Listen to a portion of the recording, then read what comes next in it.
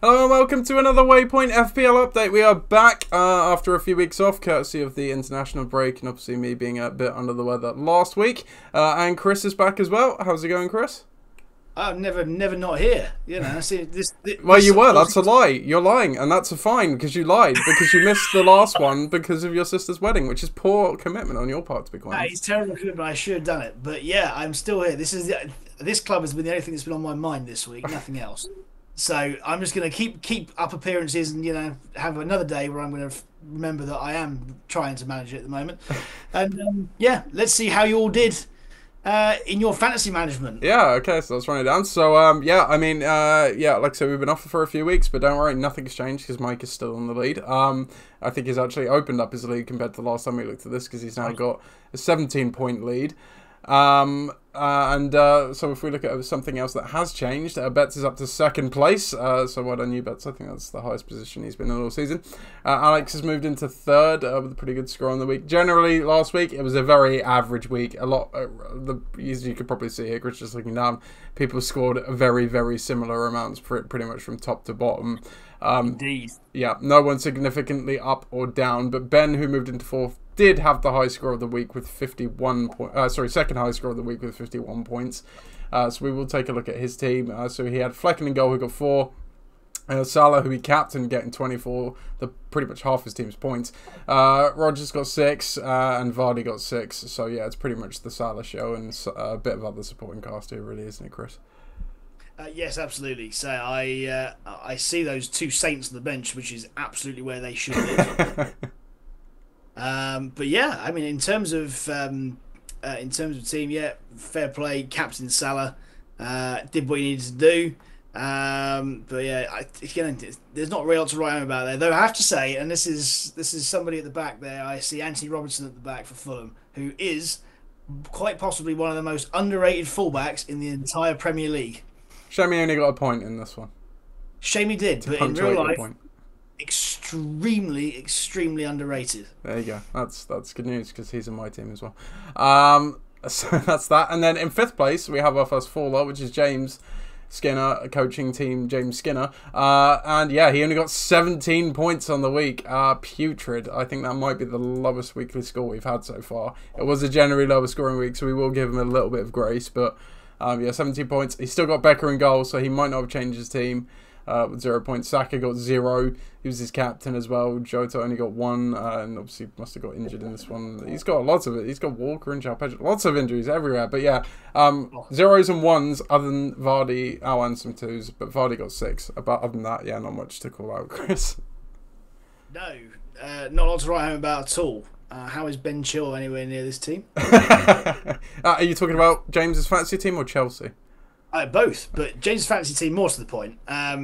Yes, a bench that scored nothing as well. So, all round, not the best week for James Skinner. No, absolutely not. But yet, still in fifth place.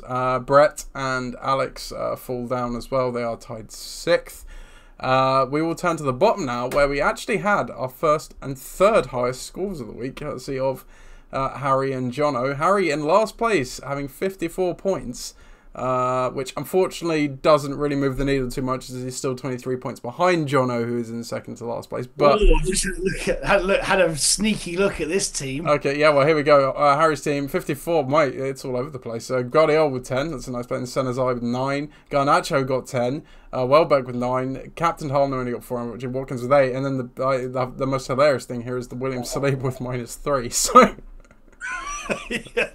Now, William Saliba is an absolutely fantastic sent off. But may I say, there's a wild Marcos Senesi in this team. And I have to say, that is a strange one. We haven't seen that. We also haven't seen Danny Welbeck in any team that scored anything ever. He's in my team. He's in my team. Is he? Yeah, he's in my team. That's fair enough. But he's in this team as well. This is the highest scoring team of the week. It is. So that's something to say. Well, in fairness, if you were playing against that front three, you would not want to do that. That is not at the moment. No, that's a pretty informed front three. Yeah, horrible real life front three. In fact, there's a lot of running in that team. Garnacho, Diaz, Madueke, and Nkunku. Well, maybe not Nkunku so much, but this is an athletic team. Yeah. Yeah, and he was well rewarded with that athleticism with the 54 points last week. So, and Nick Pope, who isn't athletic at all.